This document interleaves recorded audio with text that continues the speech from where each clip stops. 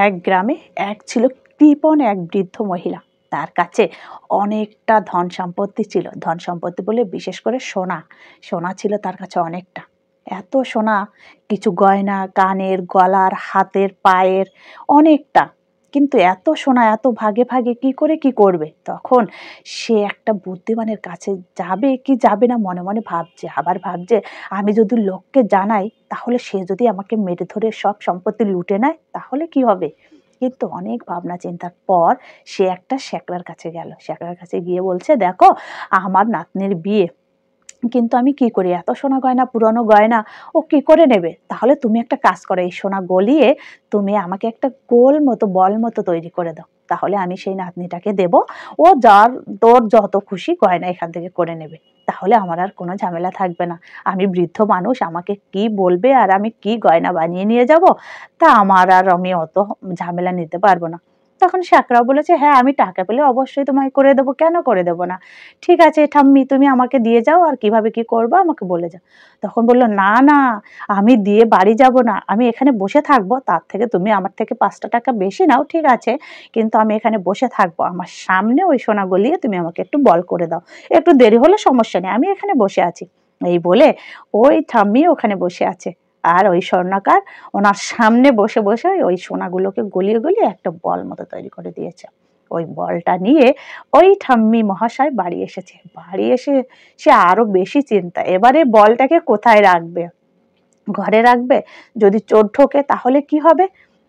তাহলে কোথায় রাখা যায়? সঙ্গে সঙ্গে করে ঘুরে বেড়াতে হবে। কিন্তু বলটা তো ভালোই মোটামুটি বড়, কিন্তু এটাকে কাছে রাখলেও তো কেমন যেন একটা ফোলা ফোলা মনে হচ্ছে।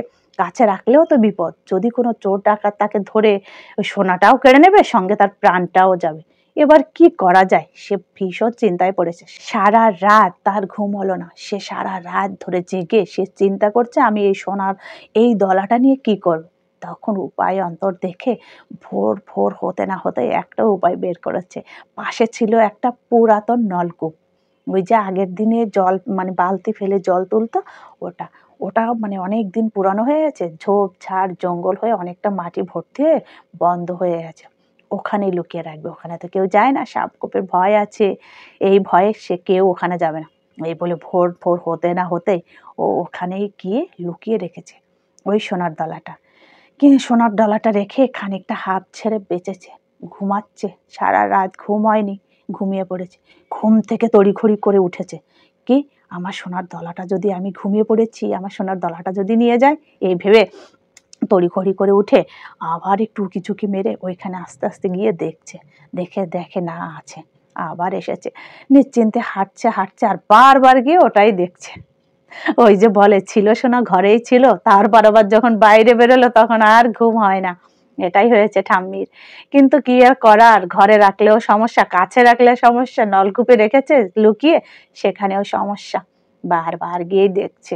যেহেতু লোকালয় তেমন ছিল না, এখানে ওখানে অনেক দূরে দূরে বাড়ি, কিন্তু একটা পথিক ওখান থেকে যাচ্ছে, যেতে গিয়ে দেখে, লক্ষ্য করে যে বুড়িটা ঘরে ঢুকেছে, আবার হঠাৎ করে তড়িঘড়ি করে এসে কেন ওই পুরাতন নলকূপের পাশে কি উকিঝুঁকি মারছে। ওর না কেমন একটা সন্দেহ হয়েছে। ও ওই ঠাম্মিটাকে ফলো করছে। আর সবাই জানে গ্রামের যে বুড়ি ভীষণ কেপটে, ও কেপটে মহিলা, বা এমনিতেই কিপটে, তারপর ওখানে এসে উকিঝুঁকি মারছে, ব্যাপারখানা কি। তখন ও একটা গাছের আড়ালে লুকিয়ে বুড়িটাকে ফলো করছে, যে কি করে। লুকিয়ে লুকিয়ে আমি একটু ওনাকে দেখি না, ওনার কাণ্ড কারখানাটা কি। ঘরে থাকছে, আবার কিছুক্ষণ পর বাইরে এসে ওখানে এসে উকিঝুঁকি মারছে কেন। যাক, কিছুটা সময় যাক। আর এখানে বুড়িটা বারবার এসে দেখছে, আবার ঘরে যাচ্ছে।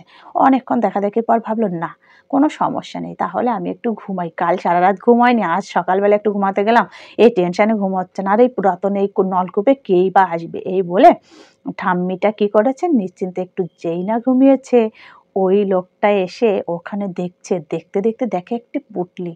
পুঁটলি দেখেই সন্দেহ হয়েছে যেন ওই যে কিপ্টে মহিলা পুঁটলি রেখেছে, মানে কিছু তো একটা আছেই। তড়িঘড়ি করে পুঁটলিটাকে খুলেছে, খুলে দেখে চোখ তার কপালে উঠে গেছে। এ কি, এত বড় একটা সোনার দলা! যাক, ভাগ্য খুলেছে। এই বলে সে ওই পুঁটলিটা নিয়ে দৌড়। আর কি ওখানে থাকে, সে চলে গেল। কিছুক্ষণ পর ঘুম থেকে উঠে ভাবছে, দেখি না, একবার গিয়ে দেখি। তখন আস্তে আস্তে এসে উকি ঝুঁকি মারছে, আর পাচ্ছে না। এবার কি হলো?